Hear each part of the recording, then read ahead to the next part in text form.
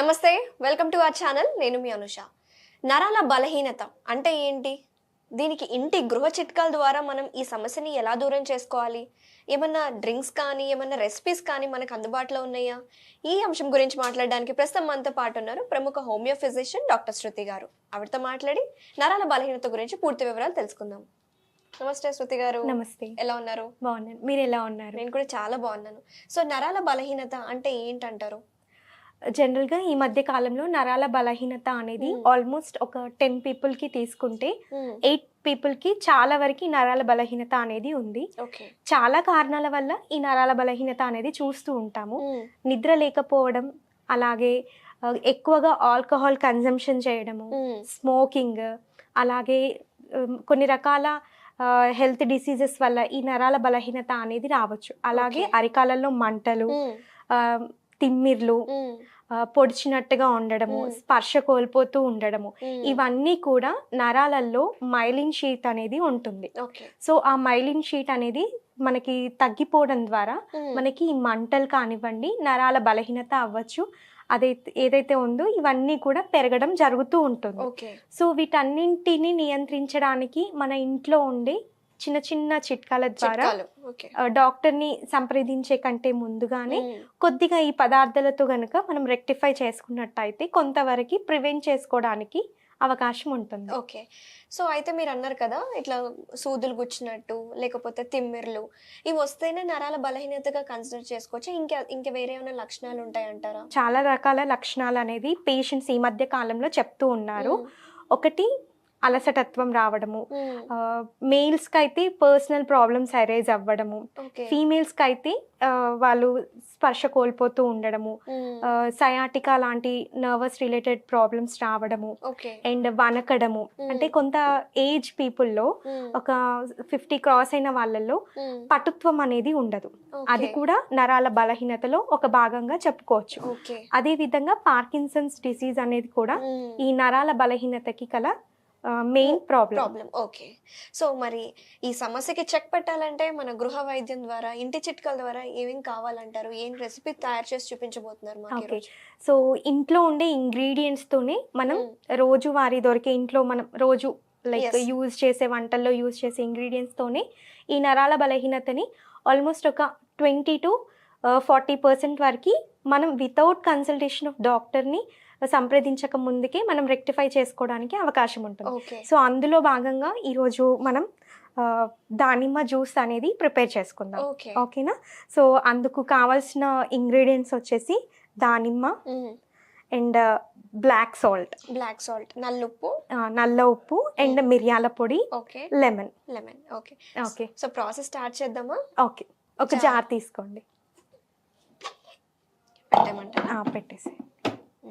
So నరాల బలహీనతకి ముఖ్యంగా మనం ఏ ఫ్రూట్ తీసుకోలేదు, దానిమ్మ గింజలు ఎందుకు తీసుకున్నాము? సో దానిమ్మ గింజలలో అన్ని రకాల పోషక విలువలు ఉంటాయి.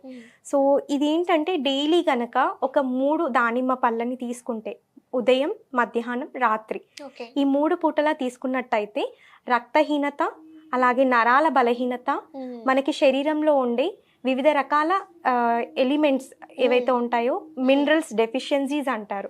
సో సోడియం, పొటాషియం, కాల్షియం ఇలాంటి డెఫిషియన్సీస్ కూడా ఈ దానిమ్మ గింజలు తీసుకోవడం ద్వారా తగ్గడం అనేది జరుగుతుంది.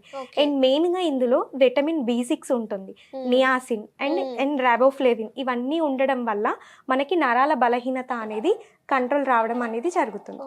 ఫస్ట్ జార్లో ఈ దానిమ్మ గింజలు తీసుకోవాలి. Next black salt. సో ఈ బ్లాక్ సాల్ట్ ఎందుకు తీసుకుంటాము అని అంటే, జనరల్గా హెల్త్ బెనిఫిట్స్ పరంగా చూసుకున్నట్టయితే నార్మల్ అయోడైజ్డ్ సాల్ట్ కన్నా బ్లాక్ సాల్ట్లో సోడియం లెవెల్స్ అనేది చాలా వరకు కంట్రోల్డ్గా ఉంటాయి. సో ఇందులో పొటాషియం లెవెల్స్ ఎక్కువగా ఉంటాయి. పొటాషియం అనేది మనకి మినరల్. ఓకేనా? సో ఈ ఎలిమెంట్ ద్వారా మనకి నరాలలో పటుత్వం అనేది రావడం జరుగుతుంది. సో ఇందులో బ్లాక్ సాల్ట్ లో పొటాషియం ఉంటుంది, అలాగే మనం తీసుకున్న దానిమ్మ గింజలలో కూడా పొటాషియం అధికంగా ఉంటుంది. మరి మీరు ఒక ఫ్రూట్ తీసుకోవాలి, 3 పూట్లు తీసుకోవాలి, పొద్దున, మధ్యాహ్నం, సాయంత్రం. సో దానిమ్మ గింజలు జ్యూస్ చేసుకుంటే మంచిదంటారా, లేకపోతే ఫ్రూట్ రూపంలో తీసుకుంటే మంచిదంటారా? జనరల్ గా దానిమ్మ గింజల్ని నమిలి మింగడం ద్వారా వచ్చే బెనిఫిట్స్ అనేది చాలా ఎక్కువగా ఉంటాయి వెన్ కంపేర్ టు జ్యూస్ లాగా తీసుకున్నప్పుడు. కానీ కొంతమందికి ఏంటంటే దానిమ్మ గింజల్ని నమలడం ద్వారా కొంచెం మౌత్ అంతా రెడ్గా అవుతుంది, అనీజీగా ఉంటుంది, ఆ ఫ్లేవర్ అంత ఎలాగో ఉంటుంది. కొందరు పిల్లలు కూడా సహించరు. సో పెద్దవాళ్ళు కూడా కొందరికి దానిమ్మ గింజలు అంటే నచ్చదు. సో మంచి చేసేది ఎప్పుడు కూడా నచ్చదు కదా. సో కాబట్టి ఏంటంటే అలా మనం ఇవన్నీ యాడ్ చేసేసి లిక్విడ్ రూపంలో కనుక తీసుకున్నట్టయితే మనం వాటర్ లాగా కన్సంప్షన్ చేసినా కూడా మనకి డీహైడ్రేషన్ కూడా తగ్గడానికి అవకాశం ఉంటుంది. సో అన్ని రకాలుగా చూసుకున్నా మనకి ఎటువంటి చెడు చేయదు కాబట్టి బెనిఫిట్ అనేది ఎక్కువగా ఉంటుంది. సో కొద్దిగా బ్లాక్ సాల్ట్. ఈ బ్లాక్ సాల్ట్ లో సోడియం లెవెల్స్ కంట్రోల్డ్ ఉంటాయి.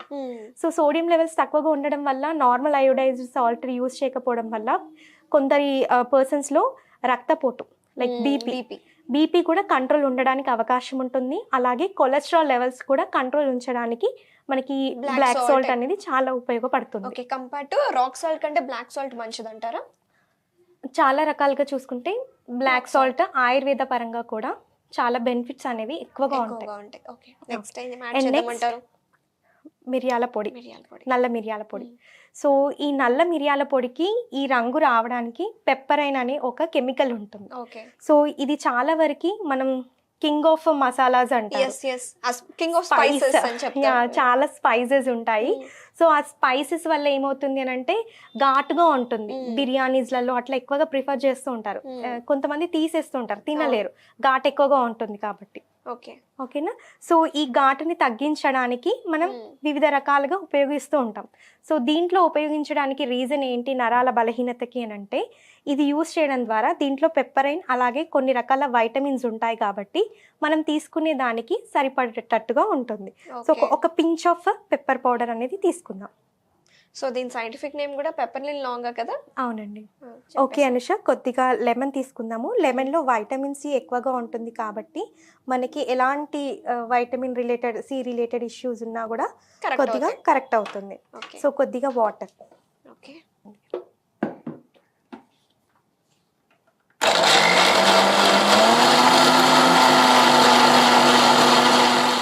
ఓకే అనుష, రెడీ అయిపోయింది. సో చూసారా ఆ ఫ్లేవర్ ఎట్లా తెలుస్తుందో. సో ఈ మిరియాల పొడి వల్ల బ్లడ్లో ఉండే కొలెస్ట్రాల్ లెవెల్స్ అనేది కరిగిపోయి చాలా వరకు ఈ బలహీనత అనేది నరాల బలహీనత అనేది కంట్రోల్ అవ్వడానికి అవకాశం ఉంటుంది. సో చాలా వరకు ఇది స్ట్రెయిన్ చేయకుండా కూడా తీసుకోవచ్చు. కాకపోతే ఫైబర్ ఎక్కువగా ఉంటుంది. నరాల బలహీనతకి ఎంతో చక్కగా ఉపయోగపడే ఇంటిలో ఉండే ఒక ఇంగ్రీడియంట్ ద్వారా మనకి అన్ని ప్రాబ్లమ్స్, మెయిన్గా నరాలకు సంబంధించిన చిన్న చిన్న ప్రాబ్లమ్స్ అన్ని రెక్టిఫై అవ్వడానికి ఈ అద్భుతమైన డ్రింక్ అనేది రెడీ అయిపోయింది. Very nice. ఓకే. సో చూసారు కదా వ్యూవర్స్, నరాల బలహీనత సమస్యతో బాధపడే వాళ్ళకి ఈ దానిమ్మ జ్యూస్ చాలా సింపుల్ అనిపించవచ్చు, కానీ దీంట్లో మంచి మంచి న్యూట్రిటివ్ వాల్యూస్ ఉన్నాయి, మినరల్స్ ఉన్నాయి. అధికంగా పొటాషియం ఉండడం వల్ల ఇది నరాల బలహీనతకి చాలా ఉపయోగపడుతుందండి. అది మాత్రమే కాకుండా మనం పెప్పర్ని యాడ్ చేస్తున్నాం. పెప్పర్ అనేది దీంట్లో కీ రోల్గా పనిచేస్తుంది. సో మీరు కూడా తప్పకుండా ట్రై చేయండి. మళ్ళీ నెక్స్ట్ వీడియోలో కలుద్దాం. థ్యాంక్ యూ శృతి గారు, మా స్టూడియోకి వచ్చి మంచి డ్రింక్ని పరిచయం చేసినందుకు ధన్యవాదాలు. ఓకే.